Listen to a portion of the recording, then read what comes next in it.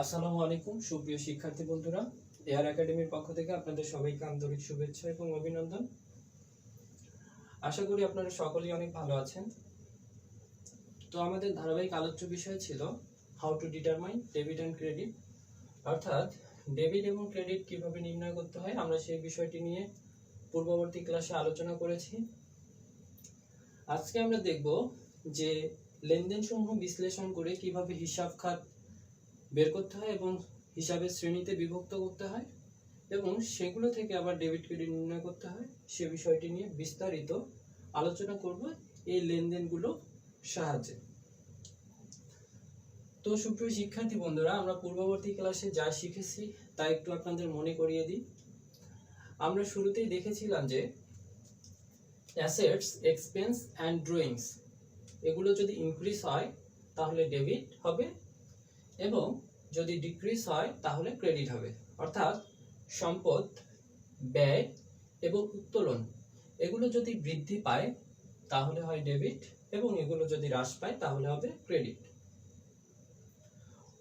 অন্যদিকে আমরা লক্ষ্য করেছি যে আয়, দায় এবং মূলধন অর্থাৎ মালিকানা সত্ত্ব এগুলো যদি বৃদ্ধি পায় তাহলে হবে ক্রেডিট এবং এগুলো যদি হ্রাস পায় অর্থাৎ কমে যায় তাহলে হবে ডেবিট। অর্থাৎ liabilities, revenue and honours capital যদি ইনক্রিজ হয় তাহলে ক্রেডিট এবং যদি ডিক্রিজ হয় তাহলে ডেবিট। তো সুপ্রিয় শিক্ষার্থী বন্ধুরা, একটা বিষয় আমাদের সবসময় মনে রাখতে হবে যে আমাদের ডেবিট ক্রেডিট নির্ণয় করার সময় প্রত্যেকটি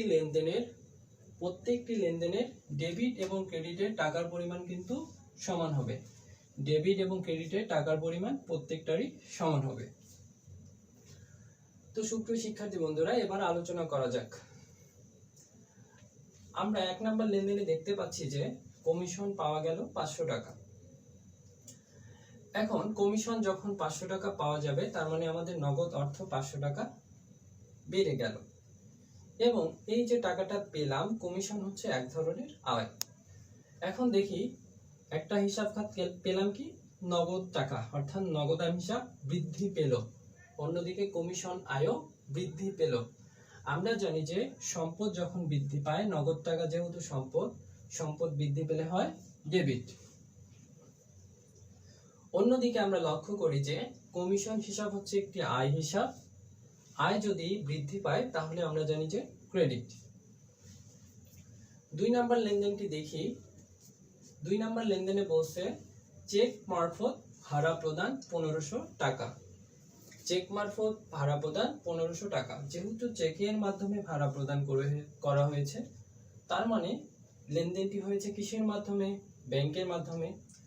তো ব্যাংকে যখন আপনার টাকা ছিল সেটা ছিল আপনার জন্য সম্পদ কমে গেছে, অন্যদিকে ভাড়া হচ্ছে আপনার জন্য ব্যয় বৃদ্ধি পেয়েছে। আমরা জানি ভাড়া হিসাব ব্যয় বৃদ্ধি পেলে হয় ডেবিট 1500 টাকা, অন্যদিকে ব্যাংকের টাকা কমে গেল, ব্যাংক সম্পদ অর্থাৎ কমে গেলে হয় ক্রেডিট 1500 টাকা। আমরা 3 নম্বর লেনদেনটি লক্ষ্য করি। 3 নম্বর লেনদেনে বলা হয়েছে যে অগ্রিম ভাড়া প্রদান 2000 টাকা। অগ্রিম যখন আপনি ভাড়া প্রদান করবেন 2000 টাকা, অগ্রিম ভাড়া হিসাব হচ্ছে আপনার কি সম্পদ, অগ্রিম ভাড়া হিসাব সম্পদ বৃদ্ধি পেলে হয় ডেবিট, তাই সম্পদ হিসাব ডেবিট 2000 টাকা। অন্যদিকে নগদ টাকা আপনার কমে গেছে, নগদ অর্থ কমে গেছে, নগদ অর্থ হচ্ছে সম্পদ হ্রাস পেয়েছে, এজন্য ক্রেডিট 2000 টাকা। 4 নম্বর লেনদেনটি একটু লক্ষ্য করি। রাকিবের নিকট পণ্য বিক্রয় 3000 টাকা। কোনো ব্যক্তি কিংবা প্রতিষ্ঠানের নাম উল্লেখ থাকবে। লেনদেনে বাকিতে, ধারে, নগদে কোনো কিছু বলা না থাকলে আমাদের ধরে নিতে হবে যে এই লেনদেনটি বাকিতে হয়েছে, এই লেনদেনটি বাকিতে বা ধারে হয়েছে। তো রাকিবের নিকট যখন আমরা পণ্য বিক্রয় করলাম বাকিতে, তার মানে কি ও টাকা আমাদের এখনো দেয়নি, কিন্তু পরবর্তীতে তো টাকাটা দেবে। এই যে টাকাটা দেবে সেটাকে আমরা বলি প্রাপ্য হিসাব। সেটাকে আমরা বলি কি প্রাপ্য হিসাব। এই প্রাপ্য হিসাব হচ্ছে এক ধরনের সম্পদ। তো সম্পদ বৃদ্ধি পেলে হয় ডেবিট, তাই এখানে প্রাপ্য হিসাব ডেবিট 3000 টাকা। অন্যদিকে আমরা বিক্রয় করেছি, বিক্রয় করলে হয় কি আয়। আয় যখন বৃদ্ধি